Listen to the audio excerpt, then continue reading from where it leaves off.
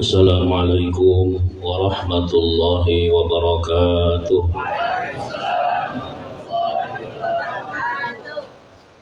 Bismillahirrahmanirrahim.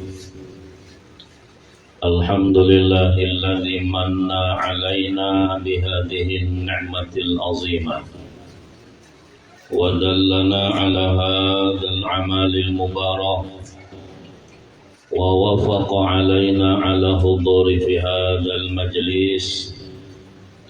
أشهد أن لا إله إلا الله وحده لا شريك له وأشهد أن سيدنا ونبينا وحبيبنا وشفيعنا سيدنا محمدا عبده ورسوله وصفيه وخليله لا نبي بعده.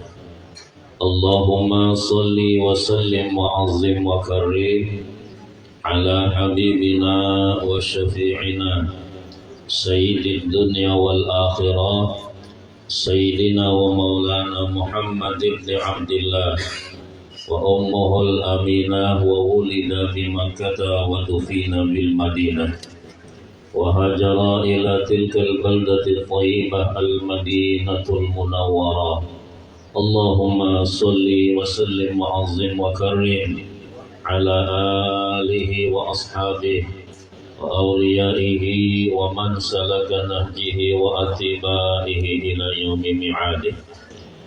وقد قال الله تعالى في القرآن الكريم: أعوذ بالله من الشيطان الرجيم ولتكن منكم أمة يدعون إلى الخير ويأمرون بالمعروف وينهون عن المنكر. وقال النبي صلى الله عليه وسلم: ما منكم من أحد إلا وله الشيطان. قالوا ولا أنت يا رسول الله؟ قال ولا أنا إلا أن الله تبارك وتعالى طبعني عليه فأسلموا أو كما قال النبي صلى الله عليه وسلم. وقال أيضا: رجعنا من جهاد الأصغر إلى جهاد الأكبر أعداؤك نفسك التي بين جنبيك أو كما قال النبي صلى الله عليه وسلم. معاشر المسلمين والmuslimat, ikhwan wal akhwat, bapak-bapak, ibu-ibu, jamaah manakib, Sultanul Awliya wa Tajul Asfiya, Syekh Muhyiddin Abdul Qadir Al-Jilani Qaddasallahu sirrah, khususnya kita yang hadir pada kesempatan yang penuh berkah pada siang hari ini, dan siapapun yang ada andil dalam terlaksananya manakiban pada kesempatan yang mulia pada siang hari ini, mudah-mudahan semuanya senantiasa di dalam rahmat dan ridha Allah Subhanahu wa Ta'ala. Anak, istri, keluarga kita yang tidak sempat hadir bersama-sama kita, mudah-mudahan semuanya pula senantiasa di dalam rahmat dan ridha Allah Subhanahu wa Ta'ala.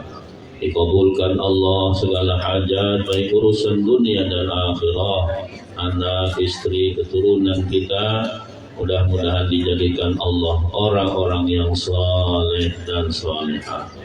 Dengan berkah sahibul manakib Syekh Abdul Qadir Al-Jilani Qaddasallahu sirrah, dengan barakah Syekh Mursyid Al-Arif Billah Al-Alimul Allamah Sahibul Bahril Karamah Sultanul Awliya fi zamani Syekh Ahmad Sahibul Wafa Tajul Arifin.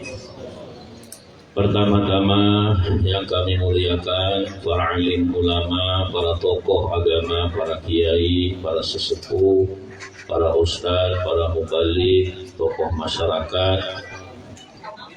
Bil khusus yang kami hormati Ketua LTTKN Pondok Pesantren Suryalaya perwakilan Kabupaten Tangerang dan seluruh jajaran kepengurusannya.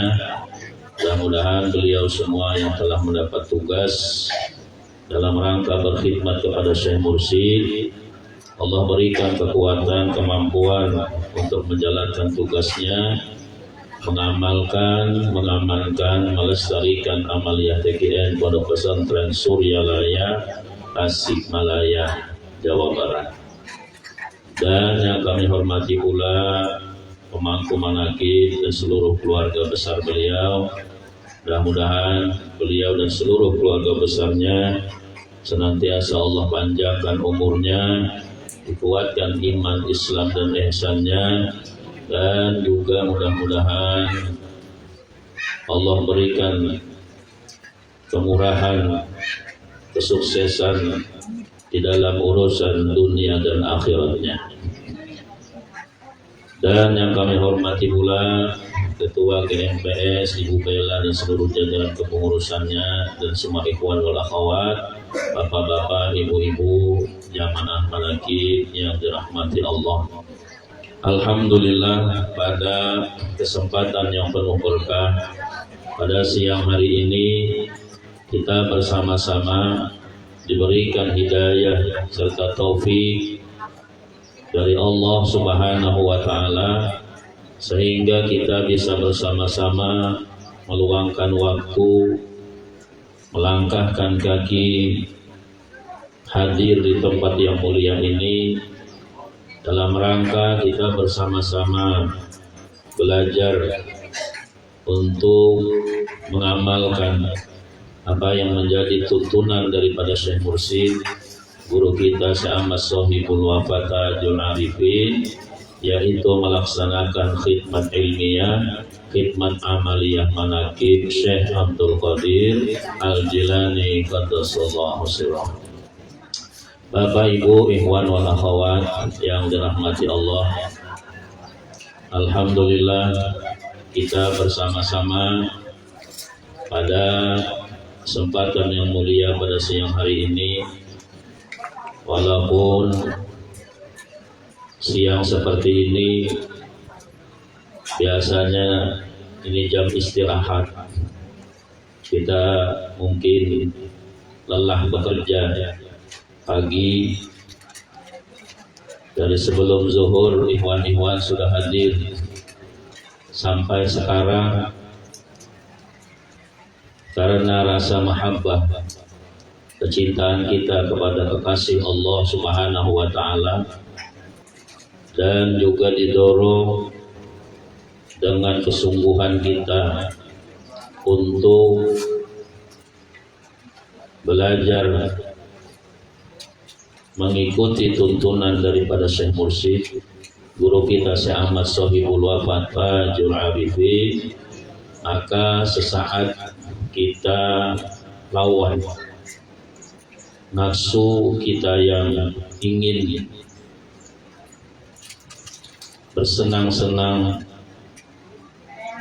di luar sana dengan bermacam-macam kesibukan duniawi kita. Karena kecintaan kita kepada guru kita, maka kita korbankan waktu kita untuk kita bersama-sama belajar mengikuti tuntunan bimbingannya. Dan memang seperti itulah sebenarnya orang yang ingin mengharapkan satu keselamatan dan juga mengharapkan satu kedudukan yang tinggi di sisi Allah, melawan hawa nafsu kita, melawan bisikan-bisikan syaitan yang membuat kita malas untuk melakukan ibadah, yang membuat kita malas untuk mengikuti tuntunan bimbingan dari kekasih Allah. Maka alhamdulillah Bapak Ibu, kita diberikan hidayah dan taufik oleh Allah, bukan dengan kehebatan dan kepandaian kita, bukan dengan kecerdasan kita meminit waktu kita, tapi semua itu karena limpahan taufik dan hidayah.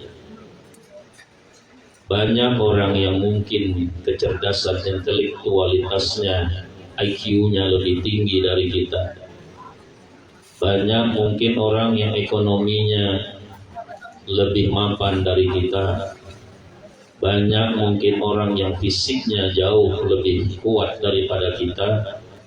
Banyak mungkin orang yang waktunya lebih banyak longgar daripada kita.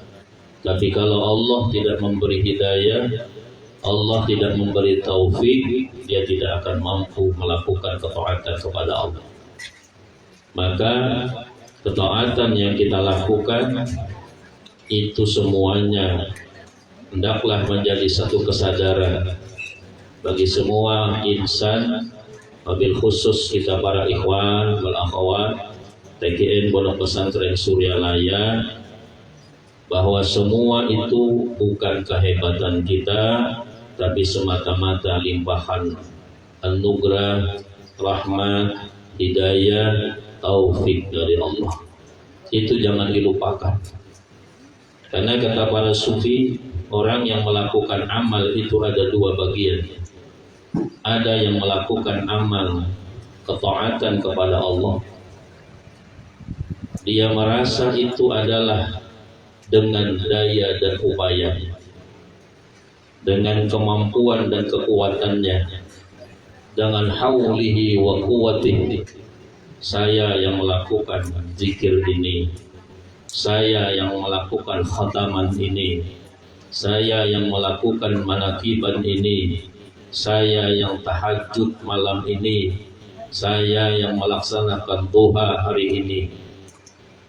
Maka ketaatan jenis seperti itu, kata para sufi, ketaatan yang terjebak di dalam perangkap junudus syaitani wan nafsi. Taat yang terjebak di dalam perangkap nafsu dan syaitan. Karena nafsu ini suka keakuan-keakuan. Aku, lupa dia dengan Allah. Kita dididik oleh nafsu untuk seperti itu. Keakuan terus di dalam diri kita. Padahal kita dituntun oleh Syekh Mursyid untuk menggempur hawa nafsu itu tadi, agar jangan dia tampil bahwa dialah sebagai aktor tunggal dalam kehidupannya. Maka ketaatan yang ada keakuan di dalam dirinya melakukan taat, maka ketaatan seperti itu menumbuhkan ujub dan sombong. Dan orang yang melakukan taat tetapi merasa dia yang melakukan ketaatan itu, ketaatan jenis seperti itu, orang itu termasuk di dalam kufur nikmat. Di mana kufur nikmatnya? Kufur nikmat yang seperti itu adalah dia lupa bahwa yang memberikan hidayah, taufik, pertolongan, rahmat, melakukan taat adalah Allah. Dia lupa kepada Allah. Dia mengakui ketaatan itu dengan kemampuan dia. Nah, ini kata para ulama sufi, jenis ketaatan yang dibenci. Jadi hati-hati para ikhwan wal akhwat. Tarekat ini majelis amal, majelis ketaatan, tasawuf amaliyah. Jadi hati-hati dalam pandangan kita di dalam melakukan amal. Ini yang perlu harus kita benar-benar sadari, dan ini sering dilupakan, dan mungkin memang benar-benar kita tidak menyadari itu. Selama ini kita melakukan taat tertipu dengan hawa nafsu dan syaitan. Lalu yang kedua, ketaatan kata para sufi, ketaatan yang dia memandang, dia menyadari bahwa dia mampu melakukan taat itu semata-mata atas limpahan hidayah, taufik, rahmat dan pertolongan Allah. Nah, maka ketaatan seperti itu, ketaatan yang di dalamnya menumbuhkan syukur kepada nikmat. Ketaatan yang seperti itu, ketaatan yang dipuji, bahwa dia memang tidak mampu melakukan taat terkecuali atas limpahan hidayah, taufik dan pertolongan Allah. Maka kesadaran melakukan taat seperti itu ketaatan yang dipuji, kata para sufi, yang menumbuhkan syukur kepada nikmat, bahwa Allah memberikan pertolongan kepada dia mampu melakukan taat. Nah, ini orang ini bersyukur kepada Allah, bukan kufur seperti tadi, seolah-olah dia yang kuat melakukan taat. Padahal hakikatnya kita semua la haula wala quwata illa billah. Nah, harus ini menjadi kesadaran kita, agar amalan yang kita lakukan ini bukan menjadi tipu daya hawa nafsu dan syaitan. Maka sedikit kesadaran kita bahwa apa yang kita lakukan dalam jenis ketaatan semata-mata atas limpahan hidayah, taufik, pertolongan-Mu ya Allah. Alhamdulillah, Engkau memberikan taufik dan hidayah kepadaku, aku mampu menakiban hari ini ya Allah. Alhamdulillah, Engkau memberikan taufik, hidayah, pertolongan kepadaku ya Allah, sehingga aku mampu berzikir menyebut nama-Mu hari ini ya Allah, sehingga aku mampu melaksanakan perintah-perintah-Mu ya Allah, sehingga aku mampu menghindarkan diri dari perkara yang Engkau murkai ya Allah. Bukan dengan kehebatan kita, bukan dengan ilmu kita, bukan dengan kepandaian kita. Hati-hati, itu jebakan nafsu dan syaitan. Nanti ujub dalam diri, oh aku yang hebat melakukan taat, oh aku yang hebat mampu menghindarkan diri dari maksiat. Padahal Allah yang menolong. Ya, Allah hanya dilupakan, seolah-olah dia yang hebat, yang mampu. Kita punya ilmu, seolah-olah dengan ilmu pula aku mampu menghindarkan ini. Coba lihat sejarah, bagaimana ketika Syekh Abdul Qadir digoda oleh syaitan. Ketika beliau berwiridan pada waktu malam, lalu ada cahaya yang terang,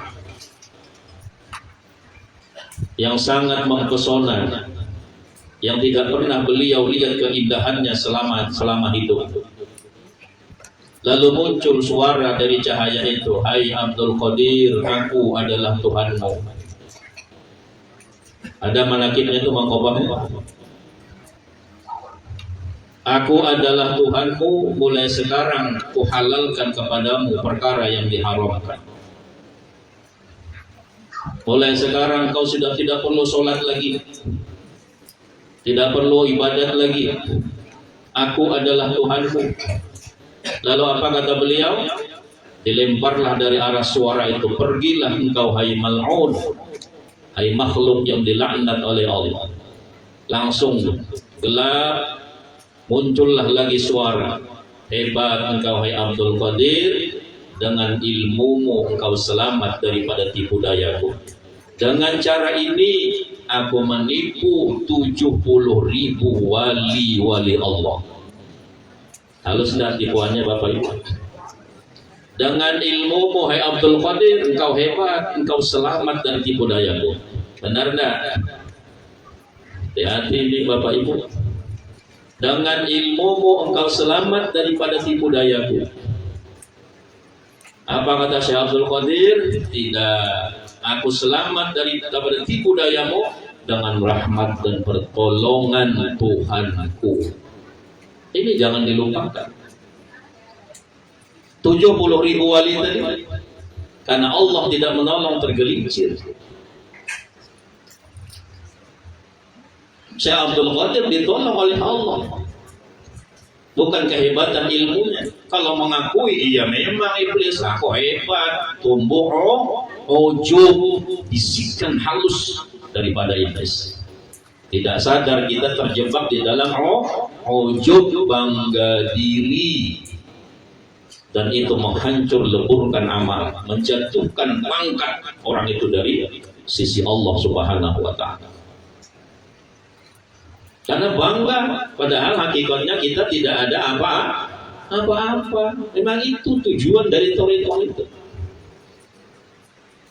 menghilangkan keakuan dalam diri kita, menggempur hawa nafsu yang merasa hebat itu. Nafsu kita ini Bapak Ibu berat ditundukkan. Keakuan yang merasa hebat, merasa berpangkat, merasa mulia, merasa terhormat, itu semuanya perasaan itu daripada tipu daya hawa nafsu. Nafsu itu ingin itu terus. Kalau akal tidak, akal itu makhluk Allah yang paling mulia dan paling tahu diri. Jangan merasa pandai-pandailah. Itu hebat bahasa apa? Dalam itu mana? Karena merasa pandai, merasa hebat itulah di situ perangkap hawa nafsu. Tumbuh ujub, minta dimuliakan, minta dihormati, minta disanjung. Itu nafsu semua dalamnya itu. Itu yang kita gempur dengan zikir, sehingga menghilangkan keakuan dalam diri. Akhirnya jadi tawadhu, man tawaddu'a rafa'ahu Allah wa man takabbara wada'ahu Allah. Siapa yang merendahkan dirinya, bahwa memang hakikatnya kita ini rendah, bahwa memang hakikatnya kita ini hina, bahwa memang hakikatnya kita ini tidak memiliki apa-apa. Bagaimana kita menghilangkan rasa itu? Tidak punya daya upaya melakukan taat, agar kesadaran seperti itu benar-benar terproses di dalam kecerdasan ulul albab kita. Dari buah zikir yang telah kita amalkan menjadi tajam spiritual dan mencerdaskan intelektual. Akhirnya sadar bahwa dia adalah hamba. Kita adalah hamba. Apa hamba itu? Sifatnya dia tidak memiliki apa-apa. La haula wa quwwata illa billah. Ini bahaya ini Bapak. Jebakan hawa nafsu dan syaitan. Bukan hanya maksiat, oh itu kenafsuan. Di dalam taat pun kita bisa dijebaknya. Memang benar kalau Nabi mengatakan musuh besar. Luar biasa Rasulullah. Memang benar Allah mengatakan syaitan musuh besar. Cuma manusia ini menganggap enteng, seolah-olah mampu melawan. Padahal setiap saat kita dilecehkannya, diinjak-injaknya. Cuma kita aja tidak merasa. Bagaimana kita membuat nafsu itu agar dia menyadari bahwa dia juga hamba yang tidak punya daya upaya. Sebagaimana kesadaran akal bahwa dia tidak memiliki apa-apa. Ana abduka dhaif, kata akal. Ya Allah, saya hambamu yang lemah. Saya hamba yang lemah, yang tidak memiliki apa-apa, tidak punya ilmu, tidak punya pangkat, tidak punya kemuliaan, tidak punya daya upaya. Kalau kita tidak digerakkan Allah, bisa tidak kita berjalan? La taharraku syai'in illa bi'idznillah. Di alam semesta ini apapun juga tidak bisa bergerak terkecuali dengan izin Allah. Nah, kesadaran seperti itu bukan keakuan saya yang kuat, itu keakuan nafsu, bukan kesadaran akal. Akal sadar bagaimana kita membantu akal ini agar mampu melawan hawa nafsu yang keakuan. Maka perlulah tuntunan bimbingan kekasih Allah melalui tarbiyahnya, tuntunannya, bimbingannya. Ini menggempur nafsu agar sadar bahwa dia adalah hamba Allah yang lemah. Maka perlu akal ini dibantu dengan iman tauhid yang kuat. iman tauhid yang bulat, yang tidak ada lagi terkecuali hanya Allah. Maka mursyid menuntun kita ke sana. Kalau masih keakuannya terus banyak ini, kita ini, maka perlu gempur terus dengan zikir. Jangan putus asa, luruskan niat, sadarkan akal kita bahwa kita melakukan taat ini bukan dengan kemampuan nafsu, tapi atas limpahan hidayah taufik dari Allah. Bantu agar kita agar sadar, sementara akal kita tidak sadar lagi. Perlu ilmu pengetahuan. Dengan perjalanan para sufi, mereka melewati dengan bermacam-macam awaik, rintangan-rintangan, dan dia melewati tahapan-tahapan di dalam perjalanan seorang salik ilallah. Dia menyampaikan dalam kitab-kitabnya, ditulis dalam buku-bukunya, kalau kamu seperti ini dalam perjalananmu, kamu tertipu dengan hawa nafsu. Kita semuanya secara hakikat adalah salik ilallah, diakui atau tidak, disadari atau tidak, kita semuanya adalah salik ilallah. Dengan segala kekurangan ilmu pengetahuan kita, mudah iblis menjebak kita, mudah nafsu menipu daya kita. Maka butuh kita pengetahuan salafus saleh, pengetahuan para sufi yang sudah sukses di dalam perjalanannya. Baca kitab mereka, ini membantu perjalanan spiritual kita. Hati-hati keakuan ini. Ini yang mungkin menjadi asbab tidak terbentuknya akhlak di dalam diri kita. Karena kita melakukan taat masih ditunggangi oleh hawa nafsu dan syaitan, terjebak di dalam ujub dan sombong, terjebak di dalam amal ibadah yang kufur nikmat karena keakuan di dalam melakukan taat. Akhirnya tidak terbentuk, tersinggung sedikit, tidak turun lagi, menanti, merasa hebat orang itu. Tersinggung sedikit, tidak mau lagi khataman. Lawan nafsu itu, luruskan niat, ilahi anta maksudi waridhaka madlubi. Apa sih tujuan kita berthariqah? Bukan untuk cari kekayaan, bukan untuk cari ketenaran, bukan agar lepas dari masalah. Memang banyak Bapak Ibu orang yang berthariqah ini rata-rata orang bermasalah. Gara-gara usaha gagal, bingung cari guru, cari sana cari sini, ujungnya ke Suryalaya. Jadi tumpukan sampah.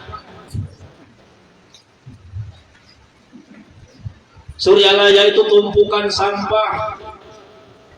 Orang-orang yang sudah tidak mampu lagi menghadapi dahsyatnya kehidupan, ujungnya lari ke Suryalaya. Untung saja ada yang ahli di dalam mengelola sampah, sehingga jadi ini, ada yang jadi ini, ada yang sudah jadi kipas angin, sudah mulai terhormat, ada yang jadi sendal, masih di telapak kaki.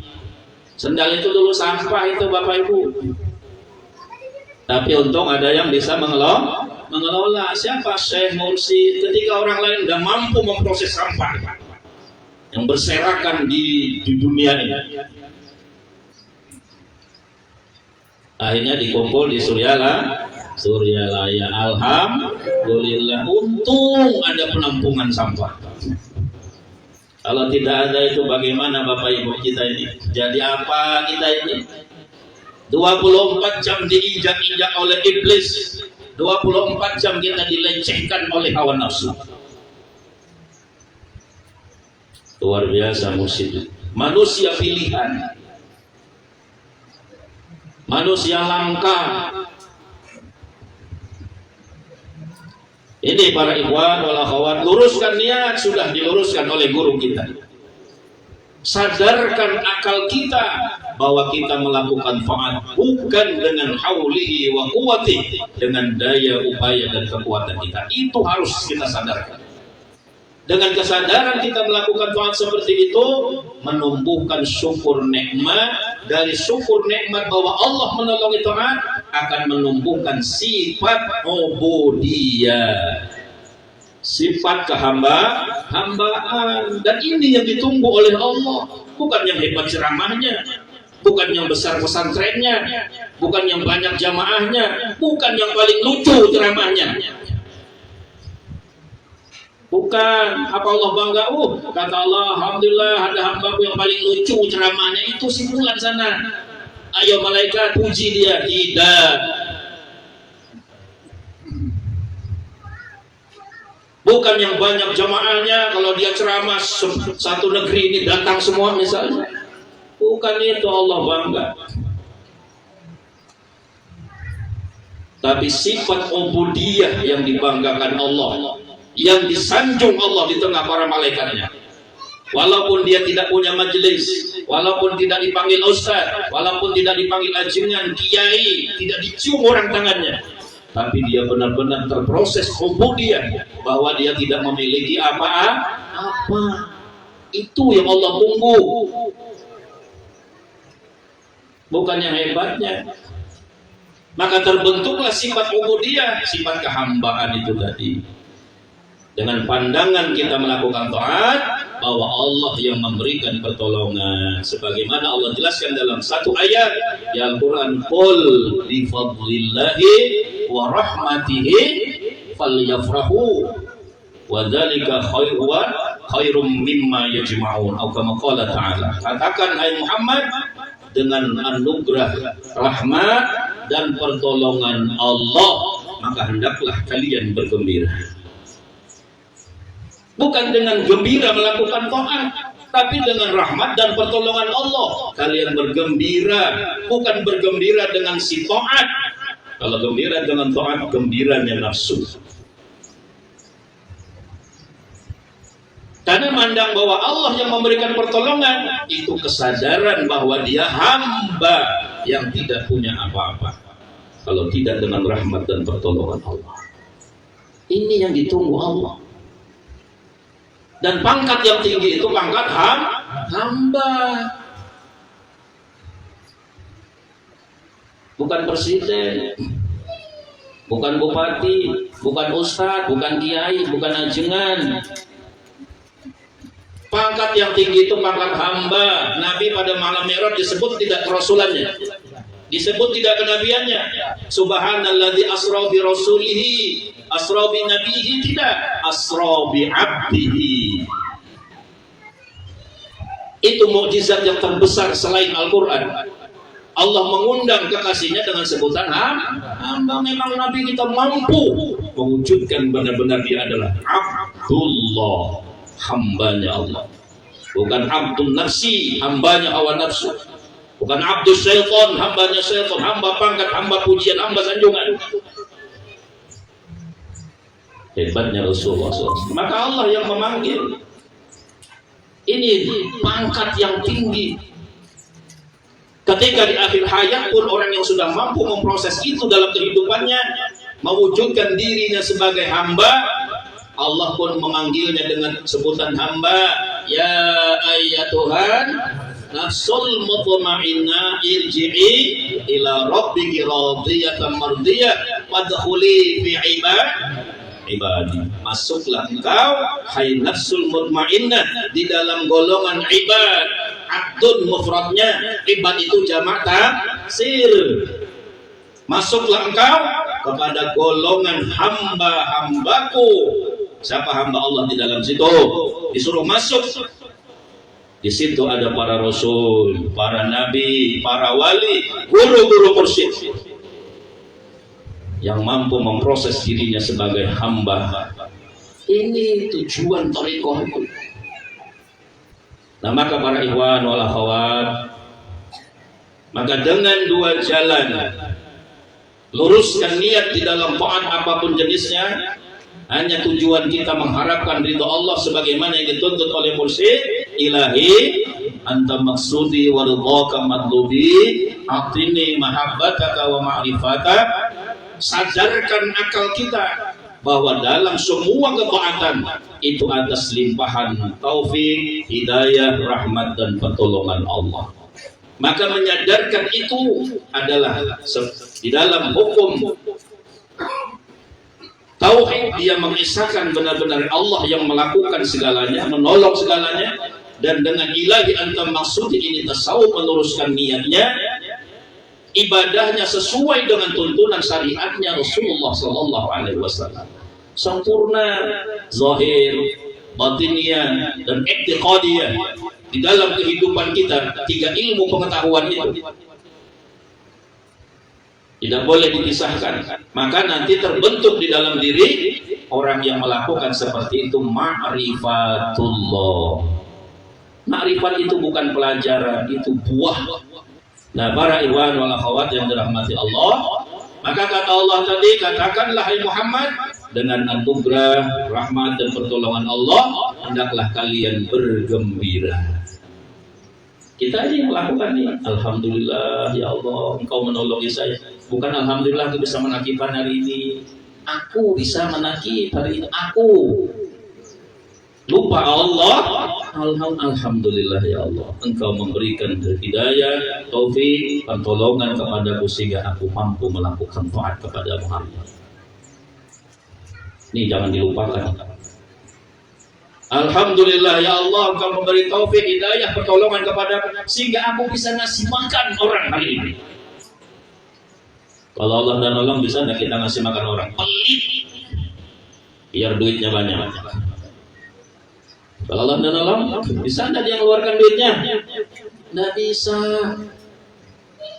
Biar duitnya 100 kali daripada Pak Muhid nih, tetap dia tidak bisa mengeluarkan duit. Kalau Allah dan Allah, maka alhamdulillah, bergembira karena Allah menolong. Ini yang kata Allah tadi, qul bi fadlillahi wa rahmatih falyafrahu, bergembiralah engkau dengan anugerah rahmat pertolongan Allah.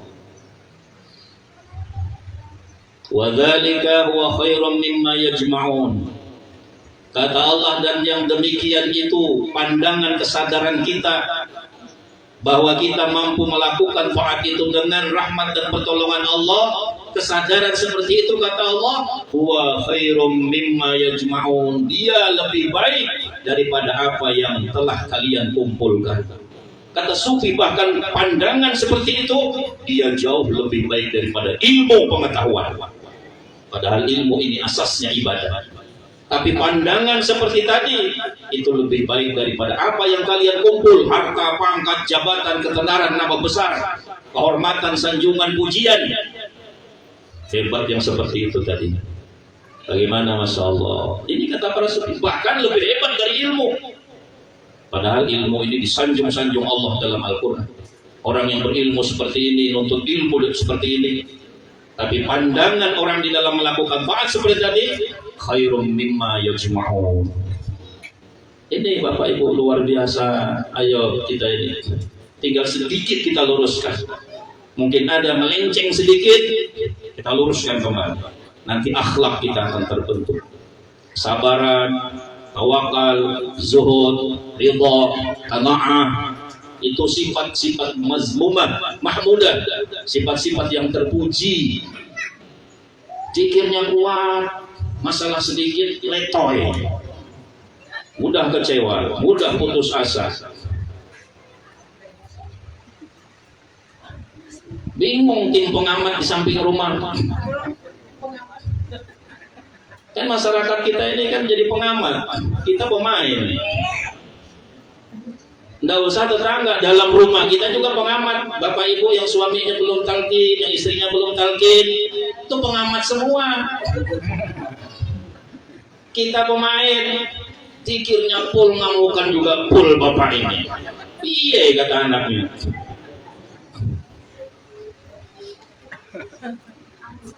Apanya yang salah?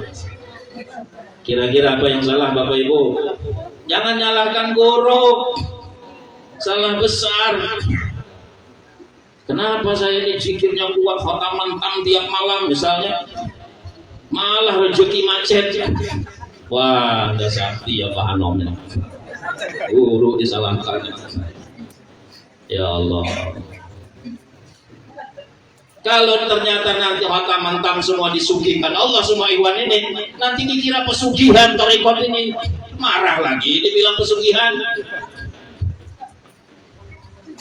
Ini untuk menguatkan iman tauhid agar bulat. Kita tidak ada rezeki hari ini tetap tersenyum. Banyak rezeki bersyukur, itu hasilnya dari thariqah. Tidak dapat mencari karunia Allah dia sabar. Dapat karunia Allah dia syukur.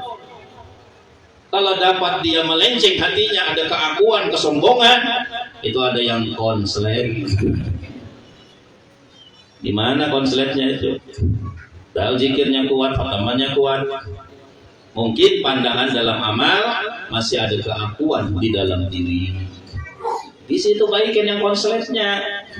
Jangan dirusak semuanya. Dibongkar semuanya instalasinya. Padahal yang konslet di kamar mandi. Dan konsletnya dibaikin, akhirnya bisa normal hidup semua. Mungkin niat kita yang salah.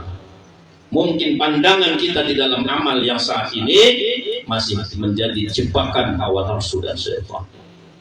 Ini aja para ikhwan. Insya Allah nanti akhlaknya akan baik. Tidak dimuliakan, tidak sakit hati. Dimuliakan, tidak bangga. Itulah kekasihnya Allah. Sehat, sakit, senang, susah, dia terus bergembira. Ini kadang tetangga ngundang aja sudah kecewa deh. Kurang asam ngundang gue lah. Gue kan ustadz di sini. Awas nanti. Kalau kamu butuh gue tinggalkan. Wah, sudah tumbuh sombongnya. Iya ya, kata iblis. Terus kata nafsu, hebat kamu. Ini Masya Allah Bapak Ibu, tipu daya nafsu dan syaitan. Nah nih, maka kita sekali lagi mari kita introspeksi masing-masing para ikhwan. Kita sama-sama belajar, tidak ada yang terbaik di antara kita. Guru kita saja yang terbaik. Wakil talqin sama.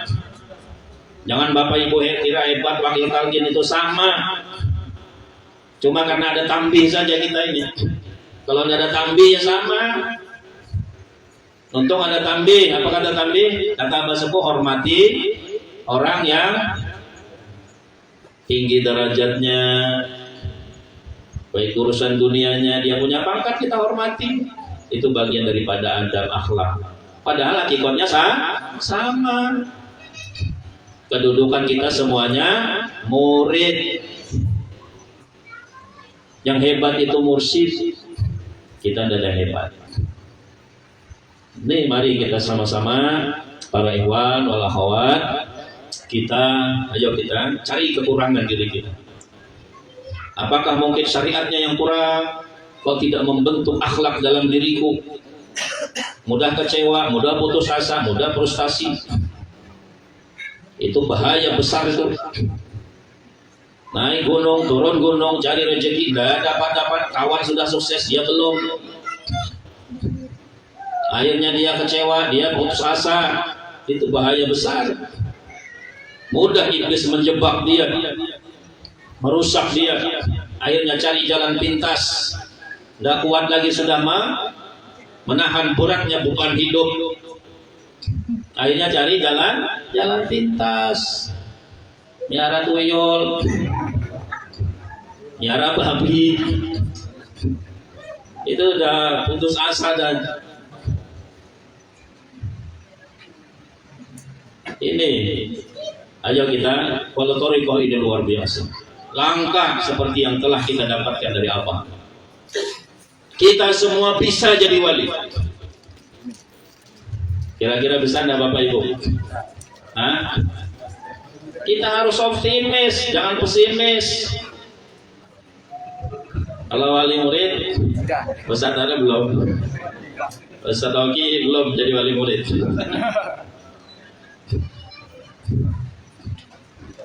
Ustaz Oki wali murid aja belum, apalagi wali nikah. Kalau bapak-bapak yang sepuh-sepuh ini sudah melewati 2 makam kewalian. Asyaallah. Ya Allah, ini Bapak Ibu yang dirahmati Allah. Bisa kita jadi wali, apa tidak bisa? Jadi wali itu tidak disyaratkan alim.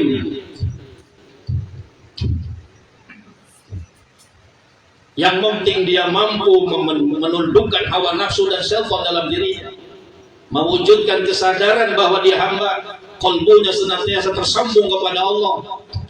Fa innahu waliyullah, dialah kekasihnya Allah.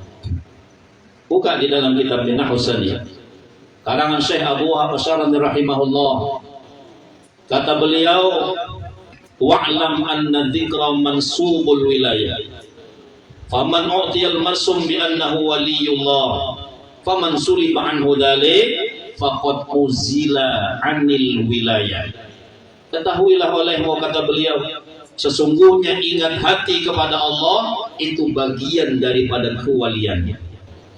Siapa yang Allah berikan ingat terus dia kepada Allah, bi annahu waliyullah, dialah kekasihnya Allah, walaupun tidak punya majelis.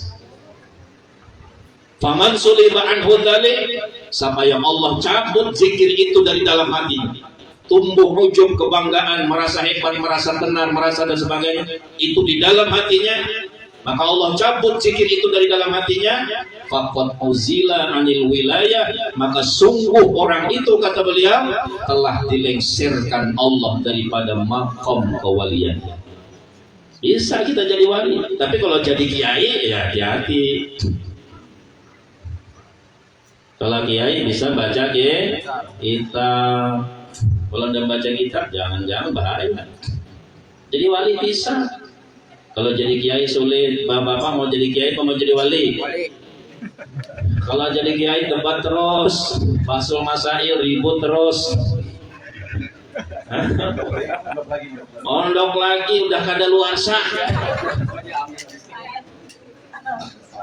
sudah expired, otaknya sudah error, kebanyakan memorinya full, kreditan, anak yang kuliah, sepeda motor mogok, ini mau ganti oli, ini bayar pajak, istri mau beli emas 2 kilo, error otak suami, disuruh lagi ngapal tahu sorok, fa'ala yaqilu fa'lan bahwa fa'ilun juga kama qolon, kreditan belum lunas, hilang hafalan. Enak jadi wali, dan kita ada jalan untuk ke sana. Kita punya guru wali Allah. Sudah ditanamkan ismudzat di dalam sir kita. Sudah dididik beliau, dibawa kita untuk menuju kepada Allah. Kita bisa jadi wali. Itu dalam kitab Bunyah. Dijelaskan oleh Syekh Abdul Qadir, orang yang bisa mencapai derajat wali hanya dengan 2 jalan. Yang pertama dengan jalan murad, yang kedua dengan jalan murid. Muradun itu isim maf'ul, diambil dari kata dasar fi'il madhinya arada, yuridu iradatan, bahwa muridun wadaka muradun. Murad itu kalau isim maf'ul maknanya berarti dikehendaki jadi wali. Itu yang pertama. Kalau Allah menghendaki jadi wali, tidak ada yang bisa protes. Kehendak Allah. Walau tanpa guru biasa jadi wali. Tapi jangan menghayal, aku biar aja gini-gini, tidak usah jadi guru. Kalinya mabok dia. Habis makan kecimpung. Masya Allah. Murad itu Allah yang menghendaki. Siapa yang dikehendaki Allah jadi wali? Tanpa guru. Dalam sejarah, Uwais Al-Qarni, seorang wali kutub, hidup pada zaman Nabi, punya makam sebagai pangkat kutubul ghaus, wali kutub yang mampu menolong kepada orang lain. Tidak ada gurunya Uwais itu, orang tidak ada kenalnya di kampung. Hati-hati Bapak Ibu, lihat orang ini kelihatan hina, jangan. Mungkin dia wali Allah, husnuzan. Kan Syekh Abdul Qadir mengadakan seperti itu. Ini menundukkan nafsu kita. Tidak ada gurunya Uwais Al-Qarni. Siapa gurunya? Tidak ada. Bahkan pangkat kewaliannya luar biasa. Jarang orang sampai pada pangkat kutubul ghaus. Nah, maka kata Syekh Abdul Qadir, orang yang menjadi wali dengan jalan murad itu tadi, itu perkara yang langka dan jangan diikuti. Bahasa para ulama, al-nadir al-maktum, perkara yang jarang, seolah-olah tidak ada. Artinya tidak bisa kita jadikan patokan hukum. Lalu yang kedua, orang yang Allah bisa pangkat, bisa jadikan dia menjadi wali dengan jalan murid. Bahwa muridun. Murid itu orang yang ada keinginan, yang mengikuti bimbingan daripada seorang syekh yang mursyid, maka dia bergelar murid. Dan bertemu dengan mursyid itu anugerah. Dan manusia pilihan Allah, seperti sahabat bertemu dengan Rasulullah, mencintai Nabi, mengikuti Nabi, berjuang bersama Nabi. Ayo kita berjuang bersama guru kita. Kita tidak bertemu dengan Nabi, tapi bertemu dengan warasatul anbiya, pewarisnya Nabi. Ini manusia dan istimewa. Kedudukan mursyid itu Allah ceritakan dalam Al-Quran. Nggak mudah-mudah Bapak Ibu. Kalau yang diceritakan dalam Al-Quran itu orang-orang hebat itu. Mayyadillah bahwal muhtad wa mayyudlil falan tajidalahu waliyan mursyida. Itu Allah jelas menyebutkan dengan bahasa wali yang mursyid. Istimewa berarti, maka kita bertemu dengan manusia seperti beliau, ini anugerah dan manusia pilihan Allah. Banyak yang membenci, banyak yang mencaci maki, menyalahkan. Nah, para ikhwan wal akhwat, bapak-bapak, ibu-ibu yang dirahmati Allah, maka alhamdulillah sekali lagi kami ingatkan, niat kita sudah diluruskan apa di dalam seluruh amal ketaatan kita, dan mari kita sadari, tumbuhkan kesadaran dalam akal kita bahwa dalam taat yang kita lakukan semuanya itu atas limpahan hidayah, taufik, rahmat dan pertolongan Allah, bukan dengan kehebatan dan kekuatan kemampuan kita. Wallahu a'lam bishawab. Mudah-mudahan ada manfaatnya. Mudah-mudahan Allah senantiasa memberikan kekuatan kemampuan kepada semua ikhwan wal akhwat untuk melakukan, mengamalkan apa yang menjadi tuntunan bimbingan Syekh Mursyid guru kita Syekh Ahmad Shahibul Wafa Ajul Arifin. Wallahu muwaffiq ila aqwamit thoriq. Wassalamualaikum warahmatullahi wabarakatuh.